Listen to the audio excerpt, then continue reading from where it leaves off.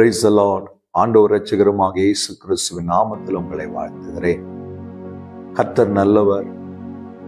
பிரியமானவர்களே, ஒவ்வொரு நாளும் அவர் தம்முடைய வசனத்தின் மூலமாய் நம்மோடு பேசுகிறார். இந்த வேத புஸ்தகம் நாம் கலங்கும் பொழுது நம்மை ஆறுதல் படுத்தும். நாம் தவறு செய்யும் போது சுட்டி காட்டும்.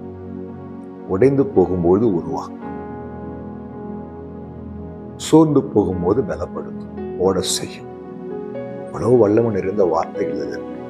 இன்னைக்கு கூட ஒரு வார்த்தையை நாம் தியானிக்க போகிறோம். 102வது சங்கீதம் 16ஆம் வசனம். திக்கற்றவருடைய ஜெபத்தை அலட்சியம் பண்ணாமல் அவர்கள் விண்ணப்பத்தை அங்கீகரிப்பார். ஜெபத்தை அலட்சியம் பண்ணாதவர். சில நேரங்களில் நம்முடைய கஷ்டங்களை, வேதனைகளை மனிதர்களோடு பகிர்ந்து கொள்ளும் பொழுது சில பேர் அதை ரொம்ப கருத்தா கேட்பாங்க, அதற்கான ஆலோசனையை கொடுப்பாங்க, ஜெபிக்கிறேன்னு சொல்லுவாங்க. சில பேர் அதை காது கொடுத்தே கேட்க மாட்டாங்க. உன் பிரச்சனையை என்கிட்ட கொண்டு வர, எனக்கு எவ்வளவு பிரச்சனை இருக்கு தெரியுமா, நான் யார்கிட்ட போய் சொல்லுவேன். அலட்சியம் பண்ணப்படுகிற சூழ்நிலை கூட வரும். ஆனால் நீங்களும் நானும் ஆராதிக்கிற தேவன் எப்படிப்பட்டவரா? திக்கற்றவர்களுடைய ஜெபத்தை அலட்சியம் பண்ணாதவர். எந்த ஆதரவும் இல்லாமல், எந்த மனுஷ உதவியும் கிடைக்காம, தனிமையில, வேதனையில முடங்கி போயிருக்கிறீங்களா?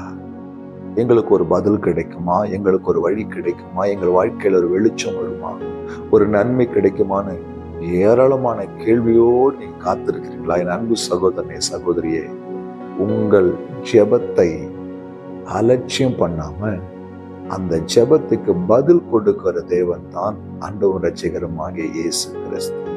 இன்னைக்கு நீங்க ஜெபித்த ஜெபம் எதுவா இருந்தாலும் இன்னும் பதில் வரலையேன்னு கலங்காதீங்க. நிச்சயம் உங்களுக்கு பதில் வரும்.